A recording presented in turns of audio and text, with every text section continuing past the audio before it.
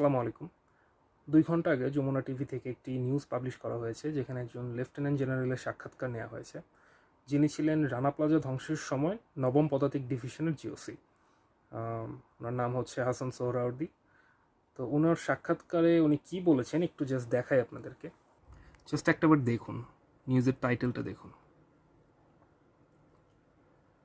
ধসে যাওয়া ভবনটির ভেতরে জীবিত মৃত অনেক মানুষ আটকা পড়া ছিল, তাদের সহ পুরো ভবন মিশিয়ে দিতে বলেছিলেন শেখ হাসিনা। প্রধানমন্ত্রী আমাকে নির্দেশ দিলেন যে অনেক তো উদ্ধার হলো, এবার চাপা দিয়ে দাও এবং এই কাজটা বন্ধ করা যায় কিনা। শুধু তাই না, তার ১ বছর আগে ২০১২ সালে যে তাজরিন গার্মেন্টসে আগুন লেগেছিল, সেইখানে যারা পুড়ে অঙ্গার হয়েছিলেন, যারা মারা গিয়েছিলেন, তাদের সকলের লাশ গুম করে দেওয়ার নির্দেশ দেওয়া হয়েছিল এই হাসান সোহরাওয়ার্দীকেই, যা তিনি পালন করেননি। পরে আমাকে বলা হলো প্রধানমন্ত্রী নিজে কথা বলবেন। তিনি বললেন